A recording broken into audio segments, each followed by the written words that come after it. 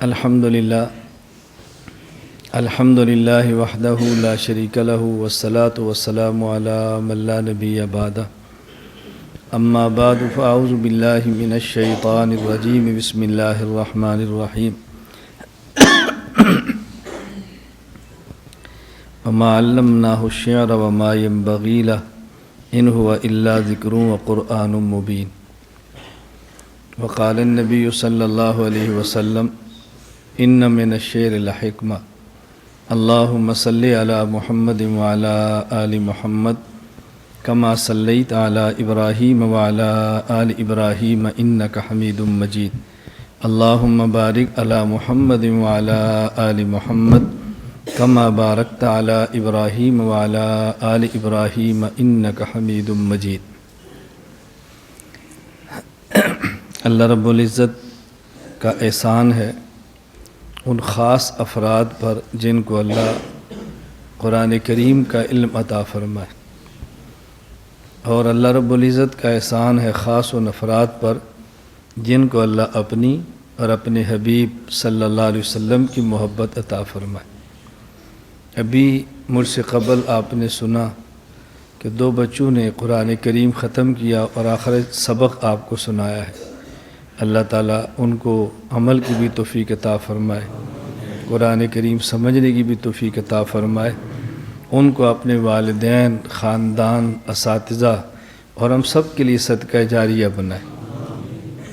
پھر آپ نے 4 طلباء کو دیکھا اور سنا کہ جنہوں نے رسول اکرم صلی اللہ علیہ وسلم کی مبارک شان میں نعتیں پڑھی۔ اللہ تعالی ہم سب کو حضور اکرم صلی اللہ علیہ وسلم کی سچی محبت عطا فرمائے اور آپ کی اطاعت کرنے کی توفیق عطا فرمائے۔ اور ہمارے پاس اس سے بڑا اور کیا سرمایہ ہے کہ اللہ اپنے نبی کی محبت عطا فرمائے۔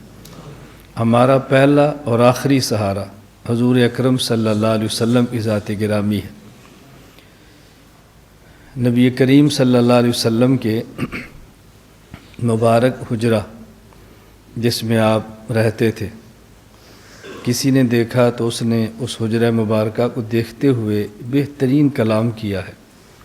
یا بدیع الدل والغنج لک سلطان علی المہج ان بیتا انت ساکنہ غیر محتاج الی السرج وجہک المعمول حجتنا یوم یاتی الناس بالحجج۔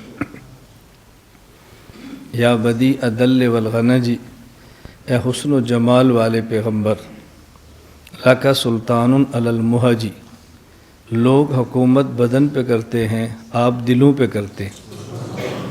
ان بیتن انت ساکنہ، جس مکان میں آپ تشریف فرما ہیں، غیر محتاج الی السرج، یہ سورج اور چراغ کا محتاج نہیں ہے۔ وجہک المعمول حجتنا، جب قیامت کے دن اللہ پوچھیں گے لوگوں سے تم کیا لائے ہو، لوگ اپنے اعمال پیش کریں گے، وجہک المعمول حجتنا یوم یاتی الناس بالحجج، اور ہم اعمال نہیں آپ کا مبارک چہرہ پیش کریں گے کہ اللہ ہم اس چہرے کے شیدا ہیں، ہم اس چہرے کے عاشق ہیں۔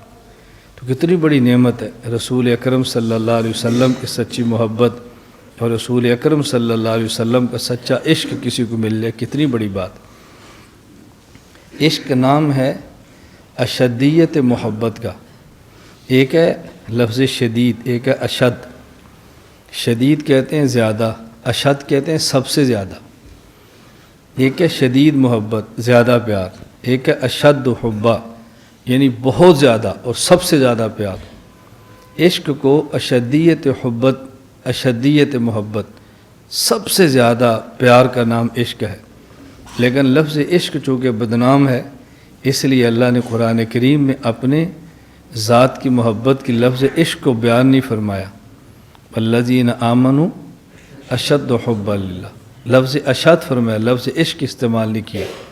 اس سے معلوم ہوتا ہے کہ محاورات اور عرف میں جو لفظ بدنام ہوں ان لفظوں سے بھی بیان کرنے سے بچنا چاہیے، ان الفاظ سے بھی اجتناب کرنا چاہیے۔ خیر میں تو عنوان طور تھا، ہمارا خانقاہ اجتماع تھا، تو جب ہمارا زور کے بعد آج نعت کا مقابلہ تھا، مختلف طلباء نے پڑھی ان میں جو اول دوم سوم تھے ان کو انعام دیا۔ اس کی وجہ کیا ہے؟ میری خواہش ہے کہ اللہ توفیق عطا فرمائے تو ہمارا مرکز اور خانقاہ دین کے سارے شعبے زندہ کرے اور دین کے سارے شعبوں میں معاون بنے، اور جو دین کا کام کرتا ہے اس کی مدد کریں، اس کا تعاون کریں، کچھ نہ کر سکیں تو اس کو دیکھ کر خوش ہوں اور ان کے لیے دعائیں کریں، بس اتنا اہتمام کریں۔ تو اس لیے ہم کبھی نعت کا مقابلہ کراتے ہیں، کبھی تقریر کا مقابلہ، کبھی تحریر کا مقابلہ، مسابقہ، تاکہ طلبہ آگے بڑھیں اور مزید ان کے اندر رغبت اور محبت پیدا ہو۔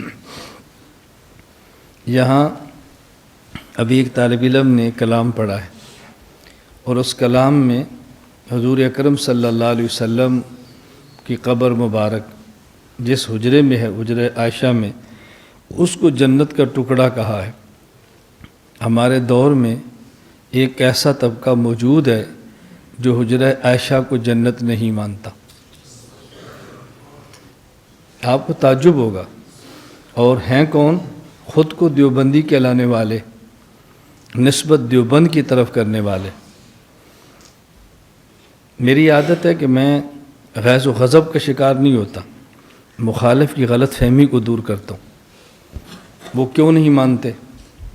جب ہمارے علماء اور ہمارے شعراء، نعت خوان یا دین اور عقیدہ کو بیان کرنے والے یہ بات کہتے ہیں کہ حضور اکرم صلی اللہ علیہ وسلم اپنی قبر مبارک میں زندہ ہیں، اور بطور دلیل کے اس حدیث کو پیش کرتے ہیں جو صحیح بخاری میں ہے، ما بین بیتی و منبری روضۃ من ریاض الجنہ، کہ اللہ کے نبی صلی اللہ علیہ وسلم نے فرمایا کہ میری منبر اور میرے گھر کے درمیان کا ٹکڑا یہ جنت کا ٹکڑا ہے، اور جنت میں مردے نہیں ہوتے بلکہ جنت میں زندہ ہوتے ہیں۔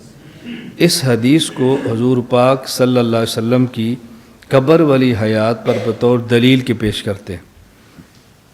تو جو لوگ اس قبر میں اللہ کے نبی کو زندہ نہیں مانتے، وہ کہتے ہیں کہ اللہ کے نبی کے قبر میں زندہ ہونے کی بنیاد، یہ جو آپ نے یہ حدیث پیش کی ہے، اس بنیاد پر قبر کی حیات ثابت نہیں ہوتی۔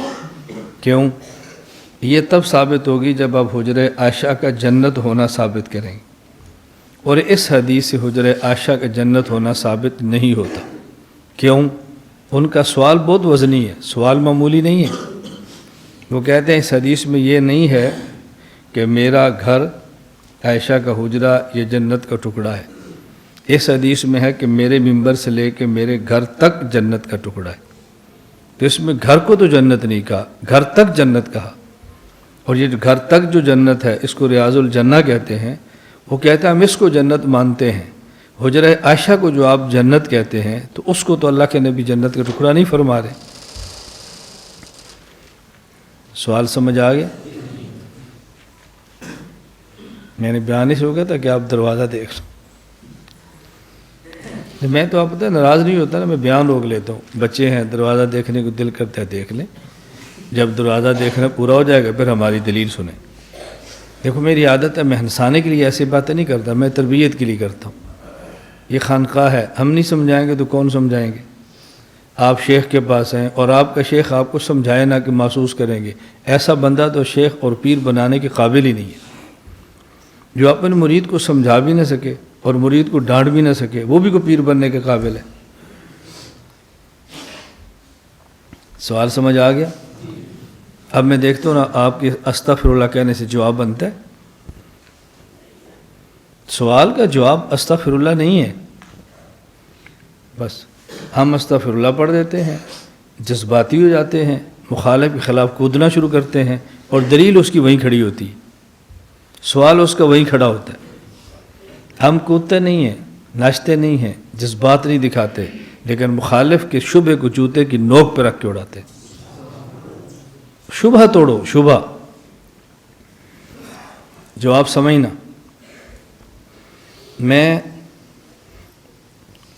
چلو میں چھوڑے، ہم عمومی بات کر لیتے ہیں۔ آپ کے پاس آپ کا دوست آتا ہے، آپ اسے کہتے ہیں یہ پلاٹ میرا ہے، پھر آپ اس کو بتاتے ہیں کہ میرا پلاٹ کہاں تک ہے۔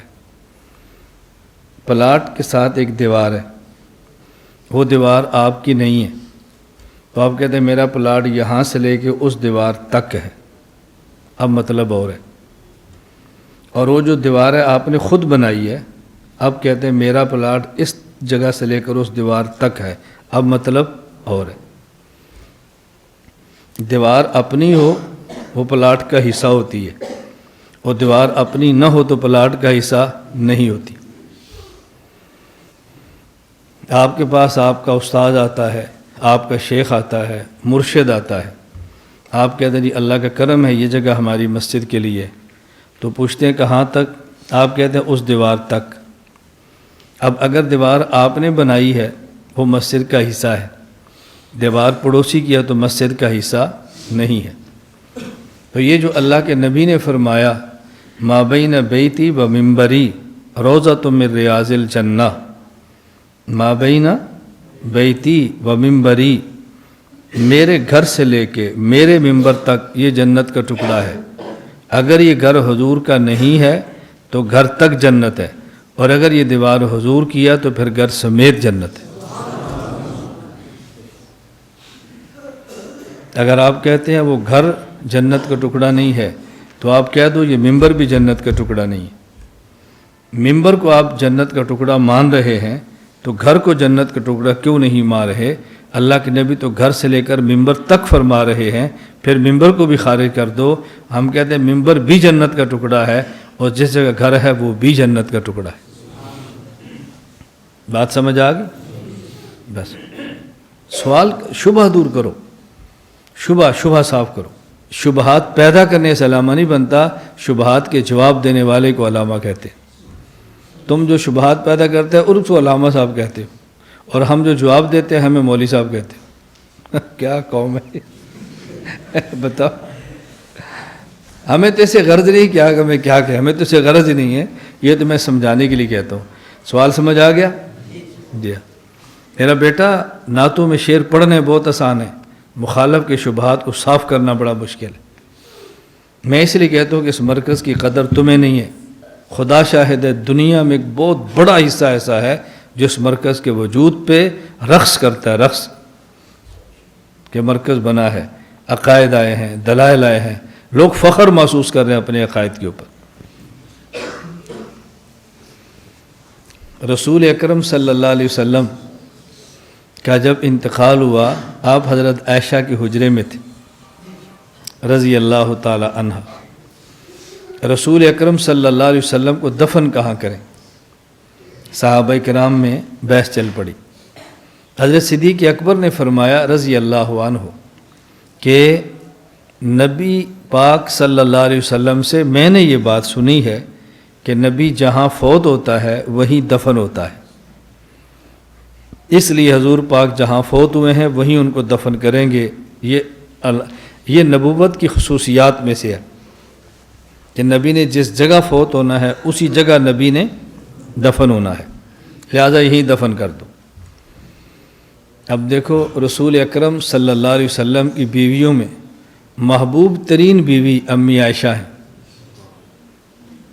محبوبیت کی وجہ ہمیشہ سمجھنا، ایک استاذ کے 9 شاگرد ہوں، ایک استاذ کے 11، چلو یک وقت 9 تھے ویسے 11 کہہ لیں، ایک استاذ کے 11 شاگرد ہوں، ان میں ایک شاگرد ایسا ہو جس کی عمر سب سے کم ہو، ذہین سب سے زیادہ ہو، عمر سب سے کم ہو، حافظہ سب سے تیز ہو، عمر سب سے کم ہو، سمجھنے سمجھانے کی صلاحیت سب سے زیادہ ہو، اور بھی بڑے خاندان کا، اور اس کا باپ اس استاد پہ فدا ہو، اور جتنی سہولت اس شاگرد کے باپ سے کسی کو ملی ہو کسی اور سے نہ ملی ہو، تو استاد کے دل میں محبوبیت کس کی ہوگی؟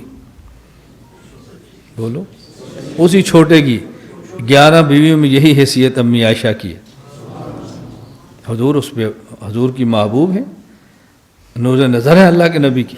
جن کے دماغ میں یہ نہیں ہے وہ جنسیت کی لعنت اور دلدل میں بستے ہیں، وہ پھر بے غیرت اور بے حیا بکتے ہیں کہ نبی نے اس بڑی عمر میں چھوٹی سی لڑکی سے نکاح کیوں کیا تھا؟ جس غلاظت اور بدبو میں تم رہتے ہو پیغمبر کی ذات پاک اس سے ماورا ہے۔ رسول اکرم صلی اللہ علیہ وسلم تو خواتین اور مردوں کے نبی ہیں، آپ کی خلوت اور جلوت امت کے لیے آئیڈیل ہے۔ میری ذات پر آپ ڈسکس نہیں کر سکتے، میری نجی زندگی ہے، پرسنل لائف ہے، کیوں اس پہ بات کرتے ہو؟ پیغمبر کی زندگی پرسنل نہیں، پیغمبر کی ساری زندگی امت کے لیے نمونہ ہوتی۔ نبی کا معاملہ امت سے بالکل جدا ہے۔ اللہ کے نبی کو ایسی خاتون چاہیے ذہن زیادہ ہو، عمر تھوڑی ہو، حافظہ مضبوط ہو، سمجھنے کی صلاحیت ہو، اس کے گھر سے بہت قوی تعلق ہو، بڑے خاندان کی بیٹی ہو، کم عمر ہو، حضور سے پڑھے اور جانے کے بعد امت کو پڑھائے۔ اس کے لیے انتخاب حضرت عائشہ کا ہے۔ یہی وجہ جب ہم اپنا بچہ یا بچی سکول یا مدرسے میں داخل کراتے ہیں تو 6-7 سال کا ہوتا ہے۔ ہم نے اپنے مرکز اہل سنت والجماعت میں حفظ کے بچے کی داخلے کی شرط لگائی، ایک عمر اس کی 8 سال ہو۔ ہم نے بھی یہ شرط لگائی ہے۔ کبھی تعلق کی بنیاد پر چھوٹی عمر کا بھی داخلہ ہو جاتا ہے، لیکن شرط یہی ہے۔ اب حضرت عائشہ کا نکاح ہو رہا ہے، عمر 7 سال ہے۔ جب باقاعدہ پڑھنا شروع کیا عمر 9 سال ہے، اور جب فارغ ہوئی تو عمر 18 سال ہے۔ تو یہی عمر تو بچی کی پڑھنے کی ہوتی ہے نا۔ اور جب حضور دنیا سے چلے گئے، ابو موسیٰ اشعری رضی اللہ عنہ فرماتے ہیں، ہمیں جب بھی اصحاب پیغمبر کو کسی مسئلے پہ الجھن آئی ہے، ہم نے امی عائشہ کے دروازے پہ دستک دی ہے۔ یہ حضور کی محبوب ترین شاگرد ہے۔ اب چاہیے تھا کہ عورت ایسی ہو، لیکن اس کو نبی کے درمیان پردہ نہ ہو، تاکہ سمجھانے میں دقت نہ ہو، بات کھل کے سمجھا سکے۔ اللہ نے انتخاب عائشہ کا کیا ہے۔ اب جنسیت کی لعنت میں غرق لوگ اس بات کو کیسے سمجھیں گے؟ اس لیے اس بات کو سمجھ نہیں پاتے۔ میں نے صرف سمجھانے کے لیے تھوڑی سی بات کی ہے۔ امی عائشہ حضور کی چہیتی بیوی ہیں۔ 11 بیوی میں چہیتی بیوی امی عائشہ، اور 4 بیٹیوں میں چہیتی بیٹی حضرت فاطمۃ الزہرا۔ سب سے چھوٹی بیٹی کون تھی؟ فاطمۃ الزہرا۔ اور سب سے چھوٹی بیوی کون تھی؟ حضرت عائشہ۔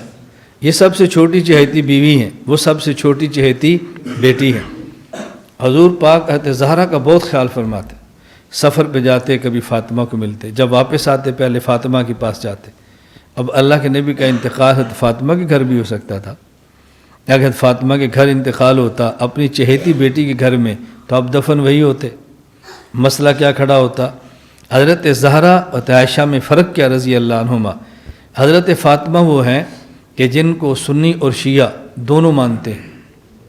حضرت عائشہ وہ ہیں کہ جس کو سنی اور شیعہ دونوں نہیں مانتے، سنی مانتے ہیں شیعہ نہیں مانتے۔ اب حضور زہرا کے گھر ہوتے تو پلڑا بھاری ہوتا۔ اللہ نے انتقال عائشہ کے گھر کروا کے دفن عائشہ کے گھر کروایا تاکہ اس کو مانو جس کا جھگڑا ہے۔ اس کو تو پہلے ہی مان رہے تھے، ایسی جگہ دفن کرایا تاکہ سارے مانیں۔ حضور فاطمہ کے گھر ہوتے، آج روضہ وہاں بنا ہوتا، تو کتنے ایسے لوگ تھے جو عائشہ کے گھر جانے کے لیے تیار ہی نہ ہوتے۔ فرمایا نہیں، پہلے ماں کے گھر جاؤ پھر بیٹی کے گھر جاؤ۔ تم نہ چاہو تب بھی ماں ہے، تم نہ مانو تب بھی ماں ہے۔ مدینے کی حاضری قبول نہیں ہے جب تک تم نے عائشہ کے در پہ حاضری نہیں دینی۔ خوشی سے جاؤ یا مرضی سے جاؤ، جانا ہے تم نے۔ میں تو خیر مسئلہ سمجھا رہا تھا، صرف اس پر میں نے بات کی ہے کہ جو گفتگو اس کو کھولنا چاہیے، عقائد کھولیں۔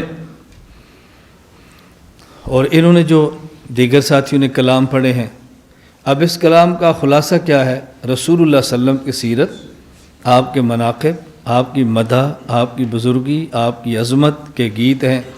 اور فرق کیا ہے؟ اشعار کی صورت میں ہے۔ کبھی پیغمبر پاک کی مدح بغیر اشعار کی ہوتی ہے نثر میں، اور کبھی آپ کی مدح اشعار کی صورت میں ہوتی ہے۔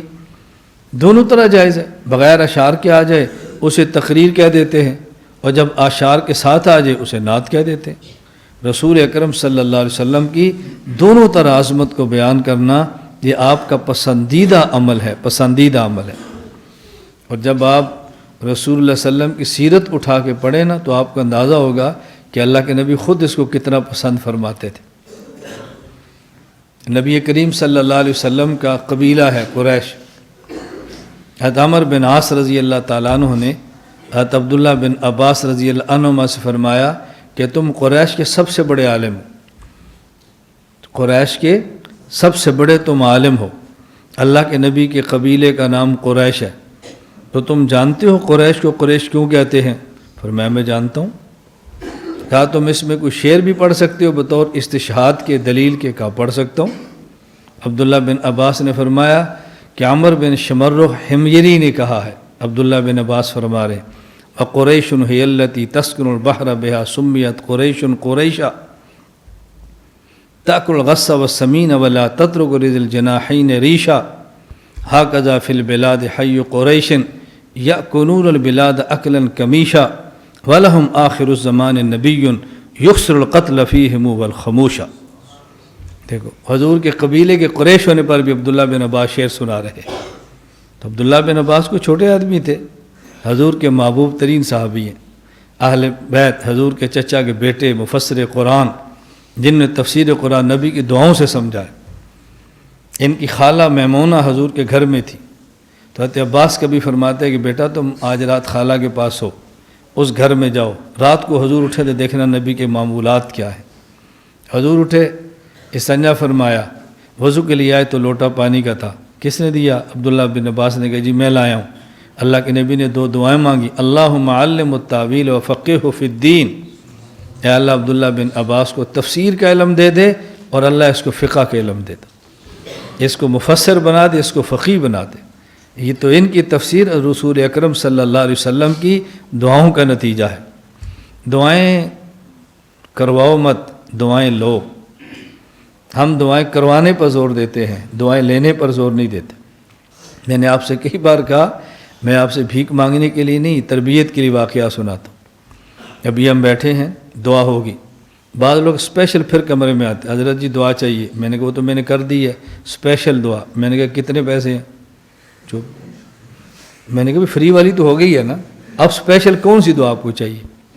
بس پھر خاموش ہو جاتے ہیں۔ ہوگی نا دعا، اور کیا دعا کرا؟ نہیں خاص دعا۔ میں نے کہا بھی ایک بندے نے مجھے کہا کہ استاد جی میرے لیے خاص دعا فرمائے۔ میں نے کہا خاص کیا ہوتا ہے؟ کہتے ہر دعا میں نام لیں۔ میں نے کہا ہر دعا میں اپنا نام نہیں لیتا، اپنے والد کے نہیں لیتا، ہر دعا میں تیرا نام لوں، میرا تیرا رشتہ کیا ہے؟ بس جی خاص دعا فرمائے۔ میں نے کہا بھی میں جھوٹ نہیں بولتا، مجھ سے ایسا نہیں ہوگا، بس میں نے تجھے صاف کہہ دیا، مجھے گلہ نہ کرنا، مجھ سے ایسا نہیں ہوگا۔ دعائیں لینا سیکھو، لینا۔ دعائیں کرانے میں حرج نہیں ہے، چھوٹا بڑے سے دعا کرائے ثابت ہے، اور بڑا چھوٹے سے کرائے یہ بھی ثابت ہے۔ حضرت عبداللہ بن عمر عمرے کے لیے جا رضی اللہ عنہما، حضور فرمانے عبداللہ بن عمر سے لا تنسونا فی الدعاء، عبداللہ دعاؤں میں یاد رکھنا۔ حضور کتنے بڑے ہیں، چھوٹوں سے دعائیں لے رہے ہیں، تو دعا چھوٹوں سے بھی کرانا جائز ہے، لیکن اصل یہ ہے کہ دعائیں لیں، بندے کے دل سے اٹھے کہ دعا کریں، دل سے اٹھے، بس اصل یہ ہے کہ دعا لیں۔ تو خیر میں یہ عرض کر رہا تھا کہ یوں نثر میں کوئی حرج کی بات نہیں ہے، اللہ ہم کو یہ بات سمجھنے کی توفیق عطا فرمائے۔ حضرت حمزہ رضی اللہ تعالیٰ عنہ مکہ مکرمہ میں شکار کھیل کر آئے، شکار کی عادت تھی ان کی، تیر اور کمان اپنے ہاتھ میں ہے۔ مکہ میں آئے تو ایک باندی نے حضرت حمزہ سے کہا تمہارے بھتیجے محمد کو صلی اللہ علیہ وسلم، یہ ابو الحکم کہتے تھے ابو جہل کو، ابو الحکم بہت سمجھدار آدمی تھا، جب دین کو مسترد کیا تو ابو جہل بن گیا۔ پہلے اس کو ابو الحکم کہتے، پھر ابو جہل اس کا نام مشہور ہوا۔ تو کہا تمہارے بھتیجے کو برا بھلا کہا ہے۔ حضرت حمزہ کو تیش آ گیا، سیدھا ابو جہل کے پاس گئے، کہا تو نے میرے بھتیجے کو کہا ہے؟ اس نے کہا ہے۔ کیوں کہا ہے؟ کہ ہمارے بتوں کے بارے میں ایسی باتیں کہتے ہیں۔ حضرت حمزہ کے پاس کمان تھی، ابو جہل کے سر پہ ماری، خون کا فوارہ چھوٹ گیا، خون نکلا۔ دیکھو اللہ کو یہ نیکی کتنی پسند آئی، کتنی پسند آئی۔ ابو جہل نے کہا تو بھی بے دین ہو گیا ہے؟ وہ تو مسلمان کو بے دین کہتے تھے نا، تو بھی ہو گیا ہے؟ فرمایا ہاں۔ یہ کہہ تو دیا جوش میں، کلمہ تو بھی پڑھا نہیں تھا، ادھر شیطان آ گیا، اس نے وسوسے ڈالے۔ حضرت حمزہ سیدھا حرم میں گئے، دعا مانگی، اللہم ان کان رشدہ فجعل تصدیقہ فی قلبی، اللہ اگر دین محمد اچھا ہے تو میرے دل میں اس کی حقانیت کو ڈال دے۔ بس دعا مانگنی تھی، شرح صدر ہو گیا، دل کھل گیا۔ حضرت حمزہ سیدھے پھر حضور کی خدمت میں گئے رضی اللہ تعالیٰ عنہ۔ حضرت حمزہ حضور کی خدمت میں گئے، کیسے آئے؟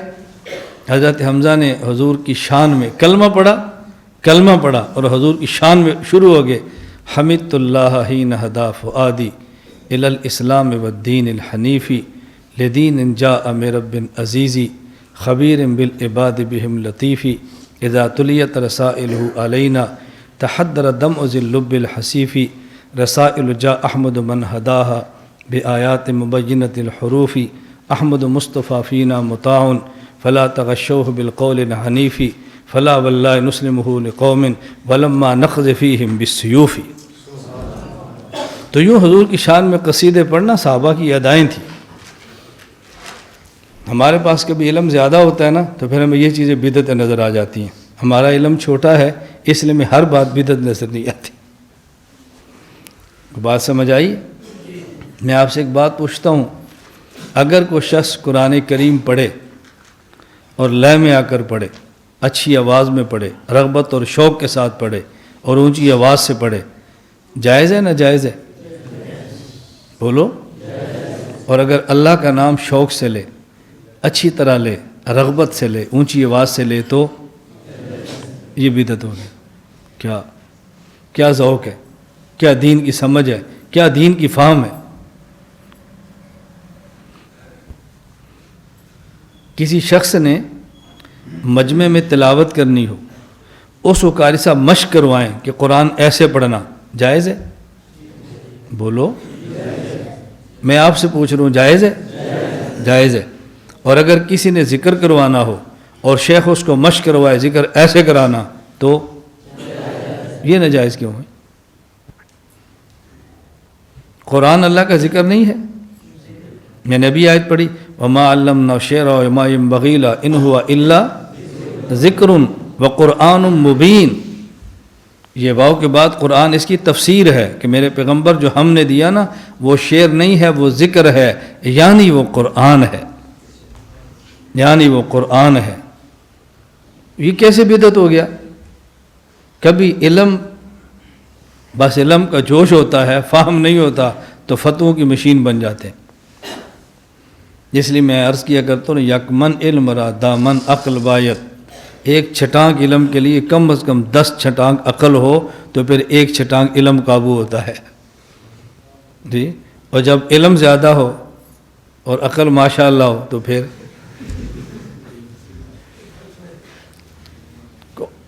کوہاٹ علماء کنونشن تھا، میں بیان سے فارغ ہوا تو کمرے میں علماء تشریف فرما تھے، مخصوص جید بڑے علماء کو کمرے پر بلایا، میرے ساتھ نشست کے لیے، چائے اکٹھے پی اور نشست ہو خواص کو۔ ان میں ایک عالم کا تعارف کرایا ماشاءاللہ، جس کا قد بھی تھا، علم تھا، بسطۃ فی العلم والجسم، علم کا بھی بستا تھا اور جسم کا بھی بستا تھا۔ قد جیسے یعنی بعض لوگ ایسے پٹھان ہوتا ہے لیکن دیکھنے سے پٹھان نہیں لگتے، وہ دیکھنے سے بھی پٹھان لگتے تھے، وہ دیکھنے سے بھی پٹھان لگتے تھے۔ ہنسنے کی باتوں پر ہنسا کرو، یہ خلاف شریعت نہیں ہے۔ ہمارے حضرت اقدس عارف باللہ شاہ کی محمد اختر، اللہ ان کی قبر پہ کروڑوں رحمت نازل۔ میں نے اللہ کی قسم آخری عمر میں حضرت کی مجلس میں دیکھا ہے، حضرت کی مجلس کو دیکھا ہے، بیان نہیں، صرف لطیفے۔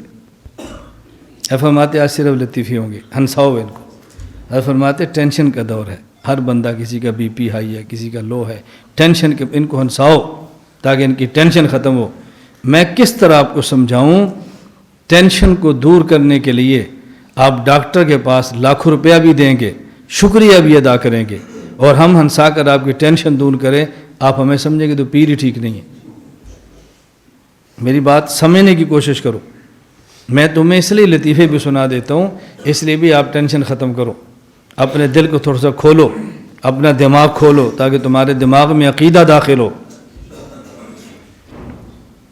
جلسے ہوئے دماغوں میں عقیدے کبھی نہیں آتے، جلے ہوئے دل کبھی حق کو قبول نہیں کرتے۔ تو میں تو اس لیے چاہتا ہوں کہ آپ تھوڑا سا کھلو تھوڑا سا۔ کیا سردی کیا ہے، دیکھو اپنے کو دیکھو، کوٹ لیے ہیں، اوپر پھر ٹوپیاں پہنی ہیں، پھر اوپر رومال باندھے ہیں، پھر جب میں نے ذکر شروع کرنا تو آپ نے سونا شروع کر دیا، بس پھر ذکر ختم ہوتا ہے، میں کہتی ہوں ان کو اٹھاؤ بھائی، بتاؤ ذکر پورا ہوگا، اٹھ جاؤ۔ مرد مردوں کی طرح اچھے لگتے ہیں، مرد عورتوں کی طرح نہیں اچھے لگتے۔ ہمارے ساتھ رہو تو مرد بن کے جیو. بات سمجھ آ رہی ہے؟ ہمارے ساتھ رہو مرد بن کے جیو، گناہوں پر لعنت بھیجو. ہمارے حکیم صاحب رحمہ اللہ فرماتے، میں جب کہتا ہوں کسی کی شلوار مت اتارو، مجھے کہتے ہیں اختر کیسی بات کرتا ہے، بے حیاؤ تمہیں اتارتے شرم نہیں آتی؟ میں منع کرتا ہوں تو کہتے اختر کیسی بات کرتا ہے؟ تم بازار میں جا کے ماں اور بہنوں کو تاڑتے ہو، تمہیں غیرت نہیں آتی؟ اور جب میں منع کرتا ہوں کسی کی ماں بہن کو مت تاڑو، کہتے اختر کیسی باتیں کرتا ہے؟ فرمایا تم بند کمروں میں بیٹھ کے موبائل لگا کے ویڈیو پرنٹ پہ ننگی فلمیں دیکھتے ہو، تمہیں شرم نہیں آتی؟ اور جب میں کہتا ہوں یہ مت دیکھو، کہتے ہیں کیسی باتیں کرتا ہے، کیسی باتیں کرتا ہے؟ گناہوں کی لعنت میں تم ڈوبے ہو، اس وقت شرم نہیں آتی. اور جب شیخ کسی کا ذہن صاف کرنے کے لیے انصاف بھی دے، یہ کیسا پیر ہے، یہ کیسا پیر ہے؟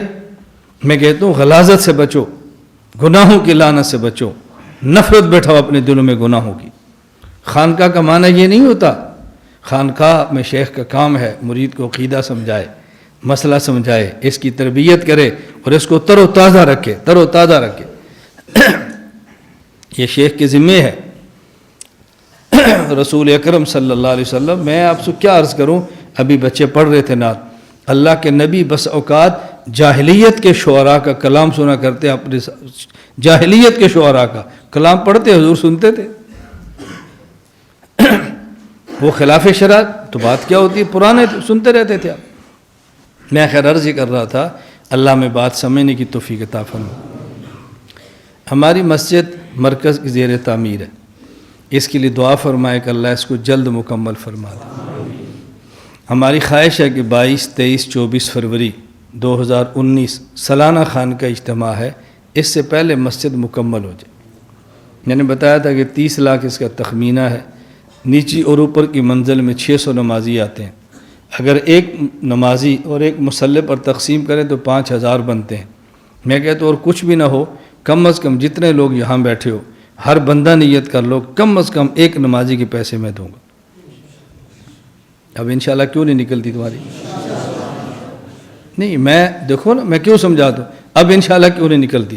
میں کوئی آپ سے جمع کر رہا ہوں، میں کھڑے ہو کے نام لکھوا رہا ہوں، میں کہہ رہا ہوں بے نیت کرو، کم از کم ایک نمازی کے پیسے ہم دیں گے. نیت کرو گے تو آ جائیں گے، محنت کرو، دوڑو اس کے لیے. رسول اکرم صلی اللہ علیہ وسلم مدینہ منورہ تشریف لائے، مسجد نبوی کی آپ نے تعمیر فرمانی ہے. یہ جگہ کس کی ہے؟ بلاؤ. کہا جی سہل اور سہیل 2 یتیم بچے ہیں، ان کی ہے. یہ جگہ کتنے کی ہے؟ کہ حضور اللہ کے لیے حاضر ہے. فرمایا نہیں، پیسے. اللہ کے نبی نے صدیق سے فرمایا پیسے ادا کرو. میں یقین کرو رو پڑتا ہوں، میں بات دل نہیں سمجھا سکتا. میں کہتا ہوں اے اللہ کاش دنیا میں میرے پاس بھی کوئی ایسا بندہ ہوتا جس کو میں کہتا یہ مسجد کی تعمیر شروع کرو. میرے پاس دنیا میں بھی ایک بندہ نہیں ہے کہ جس کو میں ناز کے ساتھ کہہ سکوں یہ مسجد تمہارے ذمہ ہے. میرے دل کی کیفیت آپ سمجھ سکتے ہو؟ جان دینے والے ہزاروں ہیں، متکلم کہیں گے، لیڈر کہیں گے، قائد کہیں گے، کلام کہیں گے، نعرے ماریں گے، پھول برسائیں گے، اور ایک بندہ نہیں جس کو میں یہ کہہ سکوں یہ مسجد تمہارے ذمہ ہے. میری کیفیت آپ سوچ سکتے ہیں میں کس کرب سے زندگی گزارتا ہوں گا. اس کا معنی میں تو آپ کو لطائف سنا دوں تاکہ آپ خوش رہیں. میرے دل کی کیفیت یہ میں جانتا ہوں، یہ میرا خدا جانتا ہے، لیکن ہم نے کام کرنا ہے انشاءاللہ. کتنا پیار ہے. کہا صدیق اس کے پیسے تم ادا کرو. اللہ کے نبی نے چندہ نہیں مانگا، اپیل نہیں کی کہ صدیق پیسے تم ادا کرو. ایسے تو حضور نے نہیں فرمایا مال احد عندنا یدن الا وقد کافیناہ ما خلا ابا بکر یکافیہ اللہ بہا یوم القیامہ. فرمایا مسجد کے سارے دروازے بند کر دو، صدیق والا بند نہ کرنا، اس کی مجھ پر وہ احسان ہے جس کے بدلے میں محمد نہیں دے سکا، قیامت کو خدا ہی دے گا. دعائیں کیسے نہیں نکلتی؟ حضرت جی دعا کرو، خاص دعا کرو، اسپیشل دعا کرو. شیخ تمہارا پریشان ہے، وہ ایک ایک دین کے کام کے لیے تڑپتا ہے. حضرت جی دعا فرما دو. ہم تو پھر بھی دعا کریں گے، ہم تو اس نبی کے امتی ہیں، ہم تو اس نبی کے امتی ہیں. میں تو بار بار پڑھتا ہوں سلام اس پر کہ جس نے بے کسوں کی دستگیری کی، سلام اس پر کہ جس نے بادشاہی میں فقیری کی، سلام اس پر کہ اسرار محبت جس نے سمجھائے، سلام اس پر کہ جس نے زخم کھائے پھول برسائے، سلام اس پر جو خون کے پیاسوں کو کوبائیں دیتا تھا، سلام اس پر جو گالیاں سن کر بھی دعائیں دیتا تھا۔ دعائیں تو ہم نے دینی ہے، کون سا آپ کے اوپر احسان کرنا ہے، لیکن میں کہتا ہوں حضور کو کیسے جانسار ملے۔ صدیق 2 پیسے 10 دینار صدیق نے دی اور زمین لے لی، 3 فٹ کھدائی ہوئی بنیادوں کی۔ اب مسجد کی تعمیر شروع ہو گئی، اللہ اکبر، مسجد کی تعمیر شروع ہے۔ مسجد کی 2 تعمیریں ہوئی ہیں مسجد نبی کی، جب حضور گیا اس وقت، اور ایک تعمیر ہوئی فتح خیبر کے بعد 7 ہجری میں۔ اس لیے حدیث میں روایات مختلف ہیں، کوئی کہتا ہے جی 100 ضرب 100 گز تھی، کوئی کہتا ہے 100 ضرب 65 تھی، وہ جگہ کے حساب سے نا تعمیریں 2 ہیں۔ رسول اکرم صلی اللہ علیہ وسلم اب تک مسجد کی تعمیر شروع ہے، اور حضور کیا فرما رہے ہیں، ھذا الحمال لا حمال خیبر ھذا ابر ربنا واطہر، شعر پڑھ رہے ہیں۔ اللہ فرما رہے ہیں وما علمناه شعرا، میرے پیغمبر کی شان کے لائق ہر وقت شعر نہیں ہے، ہم نے نبی کو ایسا نہیں بنایا کہ ہر وقت شعر ہی پڑھتے رہیں۔ ہاں کبھی کبھی اپنے شاگردوں کا ذوق تازہ کرنے کے لیے حضور بھی پڑھ دیتے تھے کہ عربوں کے مزاج میں شعر پڑھنا تھا۔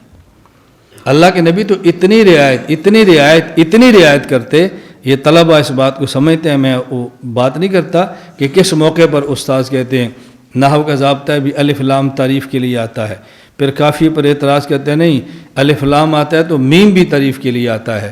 دلیل کیا ہے؟ ایک صحابی کی زبان میں لکنت تھی، اللہ کے نبی سے پوچھا امنم برم سیام فم سفر، لام نہیں نکلتا تھا، لام کی جگہ میم بولتے تھے۔ امنم برم سیام فم سفر، کہنا کیا چاہیے تھا؟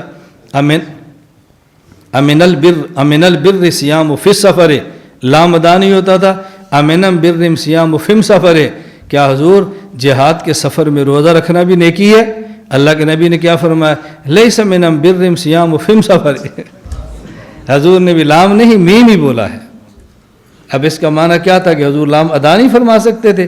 اپنے صحابی کو خوش کیا ہے، محبت کا اظہار کیا ہے، اس لیے حضور کبھی کبھی شعر پڑھتے تھے۔ یہ عرب ہیں، ان کی رگ رگ میں شعر ہے، تاکہ میں بھی شعر پڑھوں یہ خوش ہو جائے۔ یہ میں نے سوال کا جواب دے دیا ہے تاکہ آپ کا ذہن صاف ہو جائے کہ جب قرآن کہتے شعر آپ کی شان کے لائق نہیں تو آپ نے کیوں پڑھا ہے؟ جواب سمجھ آ گیا نا؟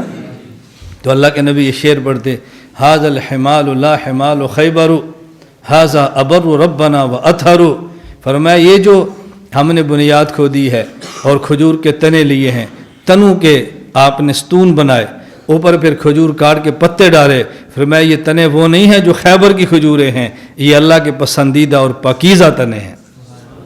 اللہ کے نبی پڑھ رہے ہیں، یہ حضور صلی اللہ علیہ وسلم یہ صحابہ کے سامنے۔ پھر حضور فرماتے اللہم لا اجر الا اجر الآخرہ فرحم الانصار والمہاجرہ، اے لوگو اجرت تو آخر کی ہے، مزدوری تو آخرت کی ہے، اے اللہ میرے انصار پر بھی رحم فرما دے، میرے مہاجرین پر بھی رحم فرما دے۔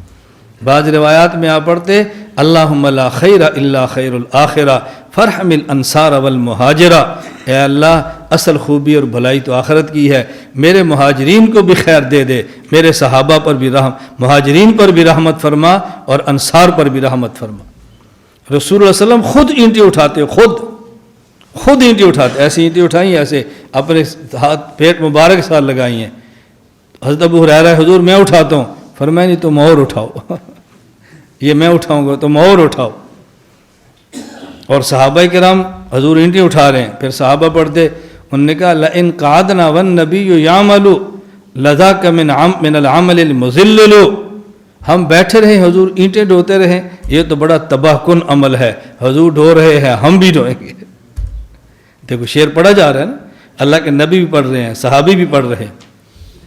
ایک صحابی تھے عثمان بن مظعون رضی اللہ تعالیٰ عنہ، ان کے مزاج میں نفاست بہت تھی، مزاج میں نظافت بہت تھی، بہت صفائی پسند ہے۔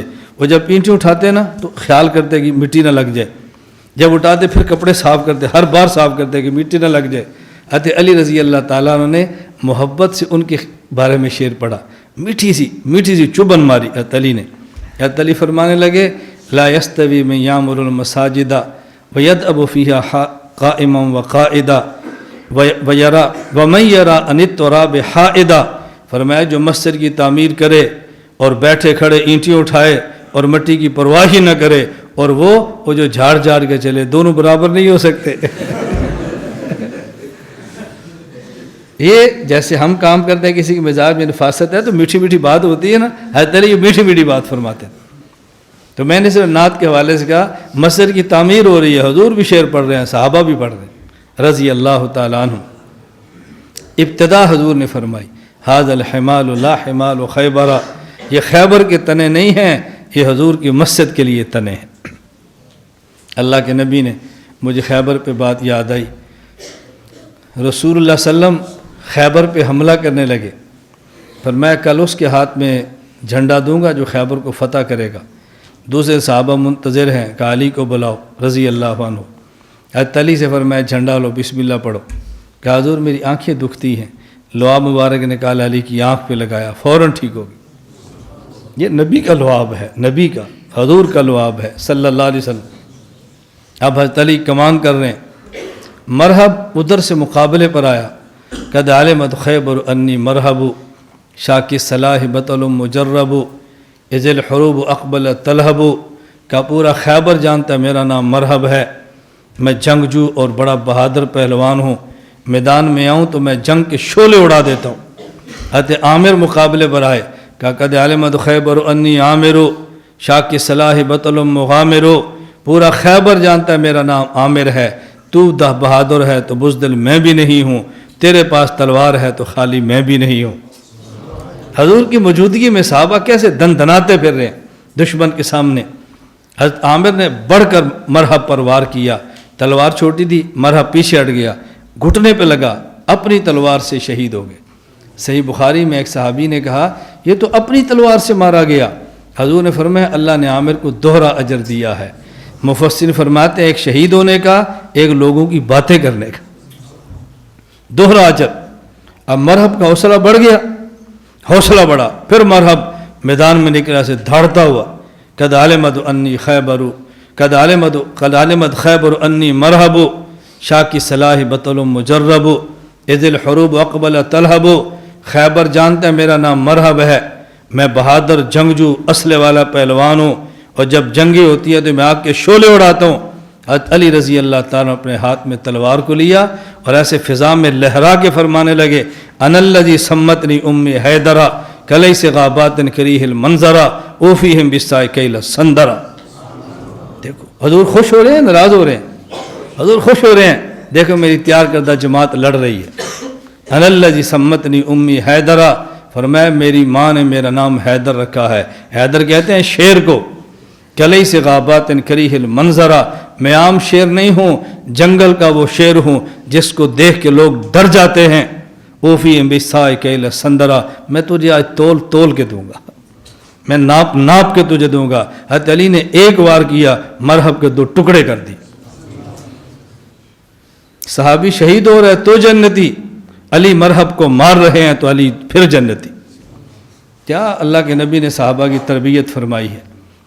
میں نے اس لیے کہا بھی ہماری خانقاہ میں ہمارا مزاج سمجھو، بس نامحرم کو مت دیکھو، گناہ کی لعنت سے بچو، گانے کی لعنت سے بچو، یہ گندی ویڈیو سے بچو، فلمیں اور ڈراموں پر لعنت بھیج دو. جو آج تک دیکھا اسے توبہ کر لو، آئندہ نہ کرنے کا فیصلہ کرو. بس یہ تقویٰ ہے، یہ خانقاہ ہے. یہ خانقاہ نہیں ہے کہ ہنسنے کی بات پہ ہنس ہونا، رونے کی بات پہ رونا. اللہ میں بات سمجھنے کی توفیق عطا فرمائے. تو جن طلباء نے قرآن کریم پڑھا ہے اللہ ان سے پوری دنیا میں قرآن کا کام لے. طلباء نے نعتیں پڑھی، اللہ ان کی زبان کو مبارک فرمائے. اللہ سب کو توفیق عطا فرمائے. آگے بڑھو، آگے بڑھو. تو میں بس وہ ایسے مسجد کی بات ہے، میں نے اس پر بھی آپ کو شعر سنائے ہیں. تو آپ دعا کرو ہماری مسجد جلد مکمل ہو. یا دعا کرو جلد مکمل ہو. دیکھو مرکز کو بنے کتنے سال ہو گئے ہیں، اس میں مسجد نہیں ہے، اور لوگ سمجھتے ہیں مولانا صاحب کروڑوں پتی ہے. میں نے کہا بھی ہم غریب ہو کر سیٹھوں کی طرح جیتے ہیں، اور ہم نے اپنی غربت کسی کے سامنے بیان نہیں کی.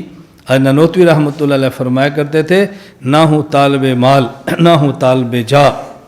نانوتوی فرماتے نہ ہوں طالب مال نہ ہوں طالب جا. مال اتنا کہ جس سے ہو خرد و نوش، جا اتنی کہ جس سے نہ ہو لوگوں کا پامال.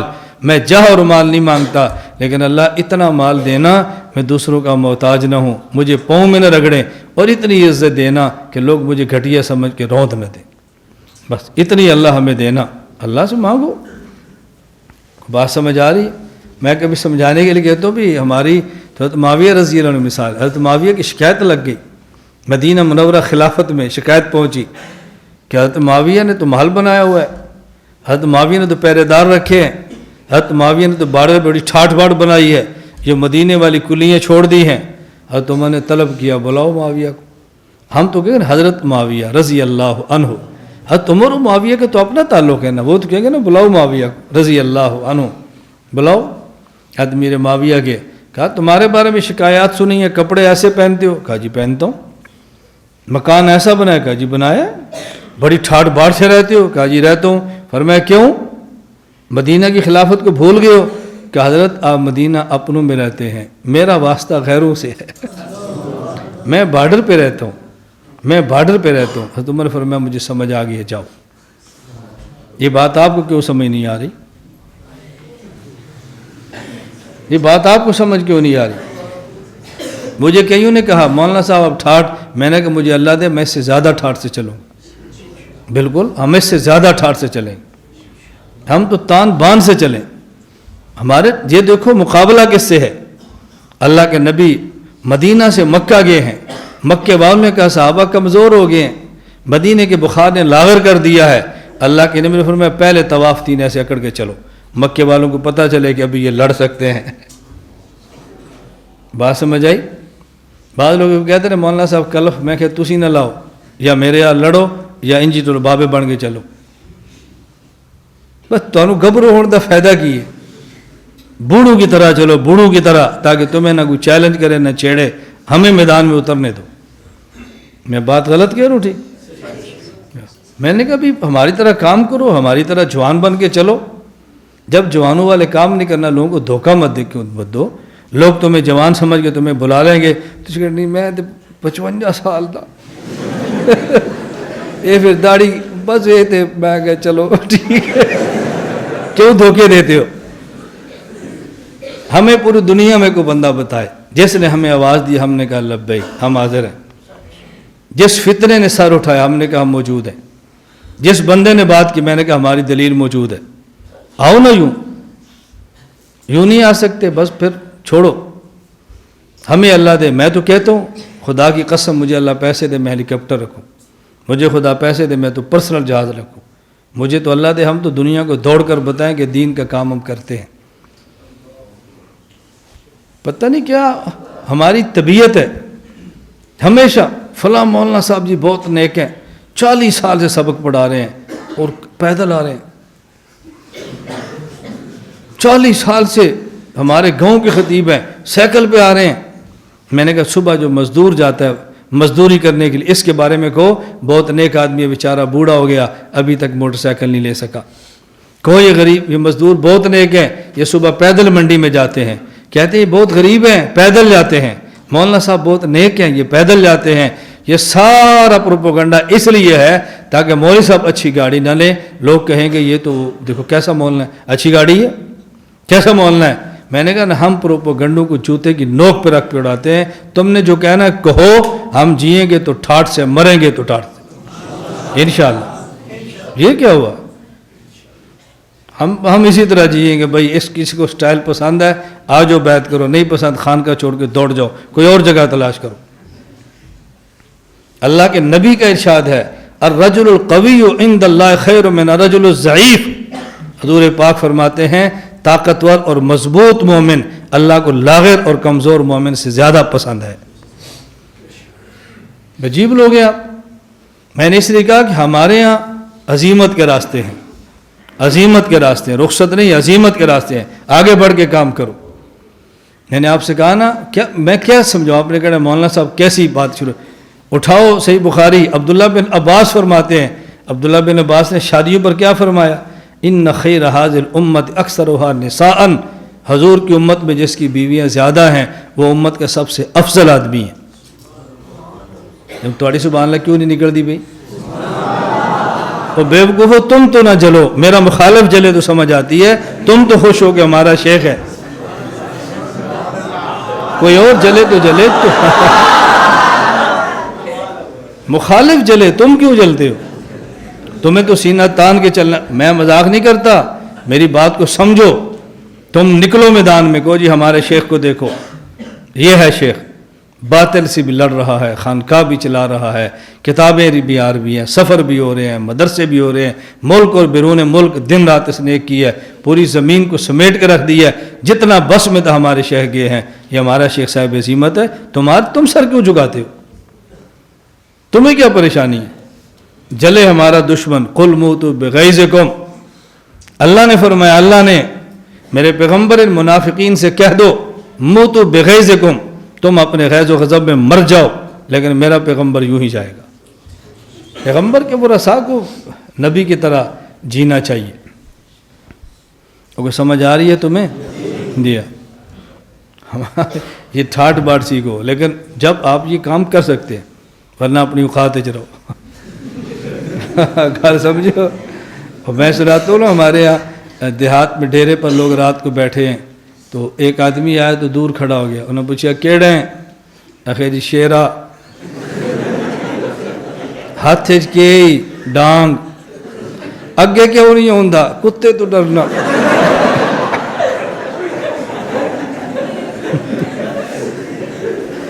کون ہو؟ شیر، ہاتھ میں کیا ہے؟ ڈنڈا، آگے کیوں نہیں آتا؟ کتے سے ڈرتا۔ کیا ہے؟ اس طرح کے شیر نہ بننا، اس طرح کے شیر نہ بننا۔ آپ سمجھ آ رہی ہے؟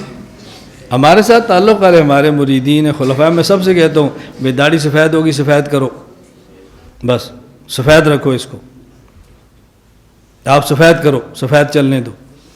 استاد جی آپ، میں نے کہا میری داڑھی سیاہ نہیں ہے، میں نے داڑھی کو کالا نہیں کیا۔ قرآن کریم ہے مدہامتان، جنت میں دو باغ اتنے سبز گہرے ہوں گے کہ دیکھنے میں سیاہ نظر آئیں گے۔ ہماری داڑھی اتنی براؤن ہے، ڈارک، کہ دیکھنے میں سیاہ لگتی ہے جبکہ سیاہ نہیں ہے۔ ہم آپ کی طرح رکھے؟ میں نے کہا نہیں، تم اپنے ابا جان کی طرح رکھو، جو تم نے کام کرنا ہے اسی طرح اپنی داڑھی رکھو، جیسا کام ہو نا لباس ویسا ہونا چاہیے۔ میں اپنے طلباء کو نہیں کہتا خانقاہی ٹوپی پہنو، خانقاہی ٹوپی پہنو، جو تم نے کام کرنا ہے اسی طرح ٹوپی، اسی طرح پگڑی، اسی طرح داڑھی، اسی طرح چلا کرو۔ ہمارے حضرت رحمۃ اللہ علیہ دنیا سے چلے گئے، اللہ ان کی قبر پہ کروڑوں رحمتیں نازل فرمائے۔ میں حضرت کی خانقاہ میں گیا، حضرت کی خانقاہ میں اس وقت بھائی شمیم رحمۃ اللہ علیہ حضرت کے خلیفہ مجاز تھے، آتے تھے چلے جاتے تھے، کراچی کے تھے، ان کے ذمہ حضرت کئی امور لگا دیتے تھے۔ ان دنوں میں شاید حضرت کی طرف سے حکم ہوگا، مجھے نہیں علم۔ میں جب گیا تو میرے ساتھ دو یہاں سے پنجاب سے علماء تھے، ان حضرت سے بیعت کی تو کہا بھئی ٹینڈ کرا دو، انہوں نے کرا دی، مجھے بالکل صاف کرا دو، کرا دی۔ مجھے کہا آپ ٹینڈ کراؤ اور مجھے بالکل صاف کراؤ۔ میں نے کہا میں نے ٹینڈ کراؤں گا نہ مجھے بالکل صاف کراؤں گا۔ کہا ہمارے حضرت والا کی منشا ہے۔ میں نے کہا آپ کے حضرت والا ہے، میرے بھی ہیں، آپ مرید ہیں، میں بھی ہوں، آپ خلیفہ ہیں، میں بھی ہوں، میں بھی حضرت کی خدمت میں جاؤں گا، حضرت کو ضرورت ہوگی مجھے خود فرما دیں گے، آپ درمیان سے نکل جاؤ۔ ان کو تھوڑی بات ناگوار گزری۔ میں نے کہا میں حضرت کے خلفاء میں سے وہ خلیفہ ہوں جو حالت جنگ میں ہوں باطل کے ساتھ، اور جو باطل کے ساتھ حالت جنگ میں ہو اس کے جینے کے سٹائل اور ہوتے ہیں۔ اس کو آپ نہیں سمجھتے، میرا شیخ سمجھتا ہے۔ اس لیے اللہ کی قسم ہمارے شیخ نے کبھی مجھے نہیں فرمایا کہ تم مونچھیں صاف کر دو، بال صاف کرا دو، کبھی نہیں فرمایا۔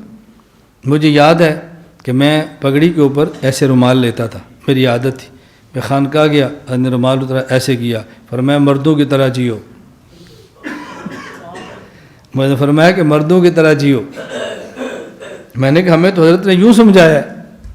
شیخ سمجھتا ہے کہ اس مرید کو میں نے کیسے رکھنا ہے۔ ایک مرتبہ بہت عجیب واقعہ پیش آیا۔ میں حضرت کا خانقاہ میں تھا تو حضرت کی خدمت میں گیا، بلایا، میں اندر چلا گیا تو حضرت نے مجھے فرمایا کہ آپ کبھی کبھی ٹوپی پہنا کرو خانقاہی۔ میں مسلسل پگڑی باندھتا تھا اور جان بوجھ کے پگڑی خانقاہ میں بھی باندھتا تھا تاکہ میرے شیخ کے علم میں ہو کہ میرا مرید کیا کرتا ہے، نہ مناسب ہو تو شیخ مجھے سمجھا دیں، مناسب ہو تو تائید فرما دیں۔ مجھے فرمایا کبھی ٹوپی پہنا کرو خانقاہی. میں اسی وقت کمرے سے باہر نکل گیا. باہر گیا، میں نے خانقاہی ٹوپی خریدی، پہنی، پگڑی باہر رکھی، اندر آیا. فوراً مجھے نہیں فرمایا ابھی پہنو، فرمایا کبھی کبھی. اندر آیا، میں نے فرمایا دیکھو اس کو اپنے شیخ سے محبت کہتے ہیں. اگر شیخ پہ رونے لگ گئے، واللہ العظیم رونے لگ گئے، فرمایا اس کو شیخ سے محبت کہتے ہیں. یہ تو نہیں کہا کہ ابھی جاؤ. مجھے فرمایا ٹوپی کس سے لی ہے؟ میں نے باہر دکان سے خرید کے لایا ہوں. فرمایا اس کو شیخ کی محبت کہتے ہیں. جیسے بعض لوگوں کی عادت ہوتی ہے. ایک نوجوان حضرت سے بیعت تھا، حضرت کو دوسرے پاؤں وہ دبا رہا تھا. اس نے دباتے دباتے کہا، جب میں خانقاہی ٹوپی میں تھا، اس نے کہا ماشاءاللہ اب دیکھو کیسے خانقاہی لگتے ہیں. نے فرمایا تم کبھی پگڑی باندھا کرو. یہ ہے شیخ، تم پگڑی کبھی باندھا کرو. اگر سمجھ گئے کہ یہ جو بات کہہ رہے ہیں نا یہ صرف میرے لیے کہہ رہا ہے، ایسی بات ہے. کچھ دن گزرے، عید آ گئی، میں خانقاہ میں تھا. اللہ اکبر، شیخ کی نظر دیکھو. حضرت بوڑھے ہیں، بیمار ہیں. عید کے دن میں نے ٹوپی اتاری، میں نے پگڑی باندھ لی، پاج کی پگڑی، ظاہر بالکل شباب. عید کے بعد میں پگڑی باندھ کے گیا، میں نے مصافحہ کیا. کوئی اس کا پس منظر کسی کے علم میں نہیں ہے، کوئی دائیں بائیں بات نہیں ہوئی.